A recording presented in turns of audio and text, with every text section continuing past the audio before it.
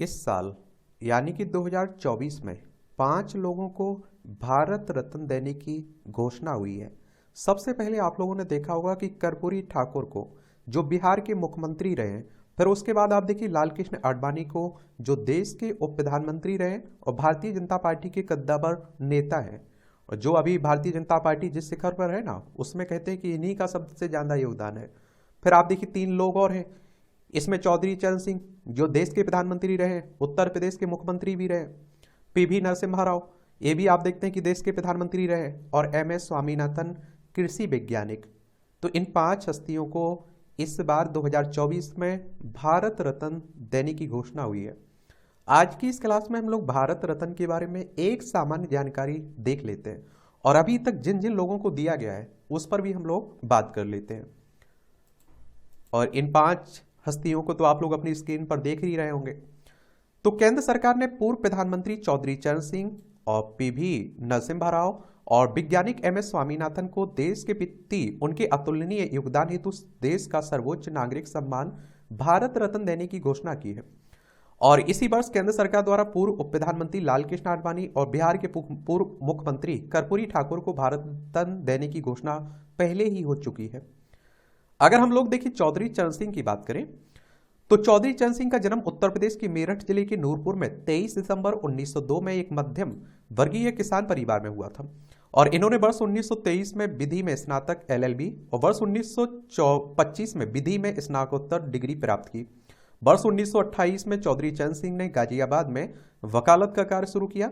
1930 में महात्मा गांधी के सविनय अवज्ञा आंदोलन में शामिल हुए और हिंडन नदी उत्तर प्रदेश में नमक बनाकर इन्होंने नमक कानून का विरोध किया। चरण सिंह पहली बार 1937 में छपरौली विधानसभा क्षेत्र से चुने गए।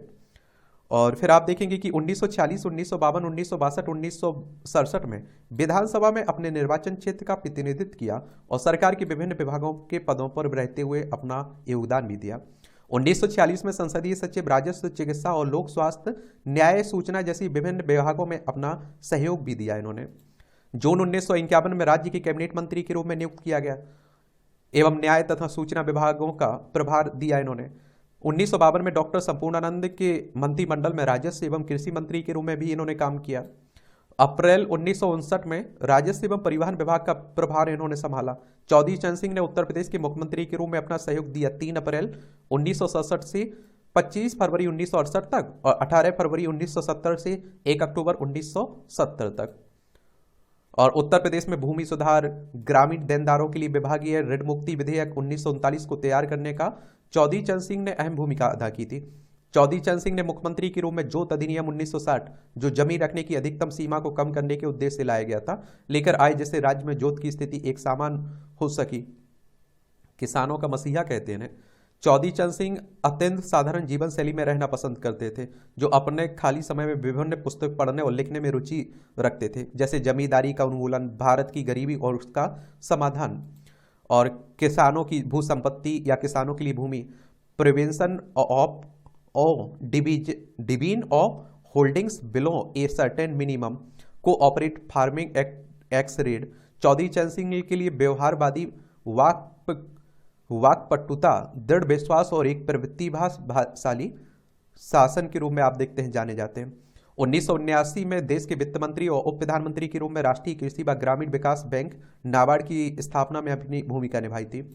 और 28 जुलाई 1979 से 14 जनवरी 1980 की अवधि में चौधरी चरण सिंह प्रधानमंत्री देश के रहे। प्रधानमंत्री पद पर रहते हुए कभी भी संसद नहीं जाने वाले प्रधानमंत्री इनके नाम रिकॉर्ड है। इन्होंने जनता दल की स्थापना की, जिसमें आगामी दशकों में अलग अलग राजनीतिक दल बने, बीजू जनता दल, राष्ट्रीय जनता दल, जनता दल यूनाइटेड, जनता दल सेकुलर, राष्ट्रीय लोक दल, उनके बेटे अजीत सिंह की पार्टी। और देश के महान किसान नेता के रूप में ख्याति प्राप्त करने वाले चौधरी चरण सिंह की डेथ 29 मई 1987 को हो गई थी। यहाँ आप लोगों को बताऊं, देखिए, अगर आपको विधानसभा का और लोकसभा का चुनाव लड़ना है तो आपकी उम्र कम से कम 25 साल होनी चाहिए। अधिकतम उम्र की सीमा नहीं रखी गई है और इनका चुनाव डायरेक्ट जनता यानी कि मतदाताओं के द्वारा होता है, याद रखिएगा। अगर आपकी उम्र 18 साल हो चुकी है तो वोटर सूची में आपका नाम जुड़ चुका होगा, आप लोग वोट डालने भी जाते होंगे। और एक बात याद रखिएगा, ये सब चुनाव करवाता कौन है? इलेक्शन कमीशन ऑफ इंडिया, भारतीय निर्वाचन आयोग, एक संवैधानिक संस्था है। संविधान के अनुच्छेद 324 के तहत इसकी स्थापना की बात की गई है। 25 जनवरी 1950 में स्थापना हुई थी। नई दिल्ली में सचिवालय देखने को मिलेगा। सुकुमार सेन पहले मुख्य चुनाव आयुक्त थे। अगर हम लोग पूर्व प्रधानमंत्री पीवी नरसिम्हा राव की बात करें तो इनका जन्म 28 जून 1921 को करीमनगर में हुआ था। उनका पूरा नाम पामुला पार्ती वेंकट नरसिम्हा राव था। उन्होंने उस्मानिया यूनिवर्सिटी, हैदराबाद, मुंबई यूनिवर्सिटी और नागपुर विश्वविद्यालय से अपनी पढ़ाई पूरी की। आंध्र प्रदेश राज्य से इन्होंने अपना राजनीतिक कैरियर शुरू किया। 1957 से 1977 तक आंध्र प्रदेश विधानसभा के सदस्य रहे। पीवी नरसिम्हा राव में आंध्र प्रदेश राज्य सरकार में अहम भूमिका अदा की, जिसमें 1962 से 1967 तक कानून और सूचना मंत्री, 1967 में स्वास्थ्य चिकित्सा मंत्री और 1968 से 71 तक शिक्षा मंत्री पद पर रहते हुए अपने कार्यों का निर्वहन किया। 1971 से 1973 की अवधि में आंध्र प्रदेश के मुख्यमंत्री के पद पर भी इन्होंने काम किया। वर्ष 1977 से 1984 की समावधि में लोकसभा के सदस्य रहे और साथ ही 14 जनवरी 1980 से 18 जुलाई 1984 तक मध्य प्रदेश के विदेश मंत्री के रूप में भी इन्होंने अपना योगदान दिया। विदेश मंत्री के, मध्य प्रदेश का थोड़ी विदेश मंत्री, देश का विदेश मंत्री। दिसंबर 1984 में राम टैक्स से 8वीं बार लोकसभा के लिए चुने गए। 29 जुलाई 1984 से 25 सितंबर 1985 के मध्य इन्होंने गृह मंत्री, रक्षा मंत्री, मानव संसाधन विकास मंत्री का कार्यभार संभाला और 20 जून 1991 से 16 मई 1996 की समयावधि में वे भारत के 9वें प्रधानमंत्री के रूप में इन्होंने काम किया। दक्षिण भारत से देश के पहले प्रधानमंत्री थे और ये वही समयावधि थी जब देश आर्थिक समस्याओं का सामना करना पड़ रहा था। और नरसिम्हा राव ने देश के वित्त मंत्री का कार्यभार डॉक्टर मनमोहन सिंह को सौंपा, जिन्होंने भारतीय अर्थव्यवस्था में उदारीकरण की शुरुआत की। पीवी नरसिम्हा राव को राजनीति के अलावा संगीत, कला और साहित्य आदि क्षेत्रों में अच्छी समझ भी रखते थे। नरसिम्हा राव 18 भाषाओं में सहज थे। हिंदी, अंग्रेजी, तेलुगु, तमिल, कन्नड़, उर्दू, मराठी, गुजराती, उड़िया, अरबी, फारसी, Spanish, Bengali, French, German, Greek, Latin भाषा, समझ रहे हैं, इतने ज्ञाता थे। और नरसिम्हा राव का जन्म आप देखिए 23 दिसंबर 2004 में हुआ था। अगर आप देखें तो देखिए ये उत्तर प्रदेश से आपको देखने को मिलेगा, ये हमारा प्यारा भारत है, ये उत्तर प्रदेश, चौधरी चरण सिंह का संबंध यहीं से है और आंध्र प्रदेश अमरावती इसकी राजधानी है, ये आपको देखने को मिलेगा। भाषाई आधार पर गठित होने वाला पहला राज्य है आंध्र प्रदेश, ये भी याद रखिएगा। अब बात करते हैं वैज्ञानिक MS स्वामीनाथन की। तो प्रसिद्ध कृषि वैज्ञानिक डॉक्टर MS स्वामीनाथन का जन्म 7 अगस्त 1925 को तमिलनाडु के कुंभकोणम जिले में हुआ था। ये तमिलनाडु आपको देखने को मिलेगा, चेन्नई इसकी राजधानी है। इनका पूरा नाम मनकुंबे संबा सीवन स्वामीनाथन था। इन्हें भारत की हरित क्रांति का जनक भी कहा जाता है। हरित क्रांति कार्यक्रम के तहत अधिक उपज देने वाले गेहूं, चावल के बीजों का विकास किया और जिससे भारत को दुनिया में खाद्यान्न की कमी वाले देश से उभारकर आत्मनिर्भर बनाने में इनका सहयोग मिला। इन्हें वर्ष 1971 में मैग्सेसे पुरस्कार, 1986 में अल्बर्ट आइंस्टीन वर्ल्ड साइंस पुरस्कार, 1987 में पहला विश्व खाद्य पुरस्कार, 1989 में यूनेस्को गांधी स्वर्ण पदक से सम्मानित किया गया था। डॉक्टर स्वामीनाथन को 1967 में पद्मश्री, 1972 में पद्म विभूषण, वर्ष 1989 में पद्म विभूषण पुरस्कार से सम्मानित किया गया था। और डॉक्टर आप देखते हैं कि स्वामीनाथन के दूरदर्शी नेतृत्व ने न केवल भारतीय कृषि में बदलाव आया बल्कि देश की खाद्य सुरक्षा और समृद्धि भी सुनिश्चित हुई। डॉक्टर स्वामीनाथन की डेथ आप देखिए 28 सितंबर 2023 को हो गई थी। और भारत रत्न की बात करें तो यह सम्मान राजनीति, कला, साहित्य, विज्ञान के क्षेत्र में व्यक्ति के अभूतपूर्व योगदान को ध्यान में रखकर दिया जाता है। ये जरूर आप लोग याद रखिएगा भारत रत्न के बारे में। भारत रत्न देने की शुरुआत 2 जनवरी 1954 को तत्कालीन राष्ट्रपति डॉक्टर राजेंद्र प्रसाद ने की थी। पहली बार साल 1954 में पूर्व राष्ट्रपति और देश के पहले उपराष्ट्रपति सर्वपल्ली डॉक्टर राधाकृष्णन, डॉक्टर चंद्रशेखर वेंकट रमन और स्वतंत्र भारत के पहले गवर्नर जनरल चक्रवर्ती राजगोपालाचारी को दिया गया था। ये भी याद रखना है।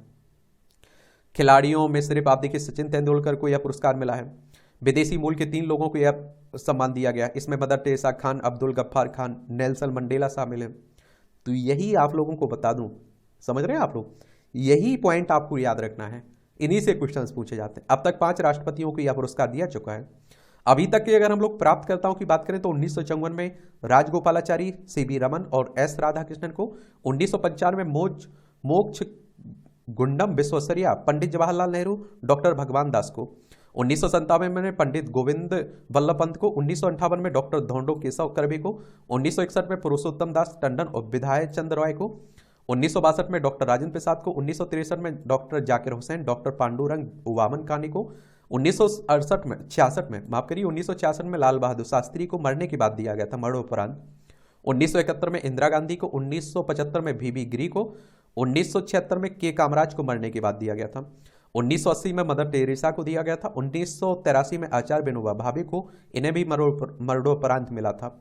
1987 में खान अब्दुल गफ्फार खान को, 1988 में मनी दुर्ग गोपालन रामचंद्रन को मरणोपरांत, 1990 में डॉक्टर नेल्सन रोली हला मंडेला, डॉक्टर भीमराव रामजी अंबेडकर को मरणोपरांत दिया गया था 1990 में। 1991 में राजीव गांधी को मरणोपरांत मिला था। मोरारजी रणछोड़ जी देसाई को और सरदार वल्लभ भाई पटेल को मरने के बाद मिला था। और 1992 में सत्यजीत रे मरणोपरांत मिला था। जहांगीर रतन जी दादा भाई टाटा को मिला था।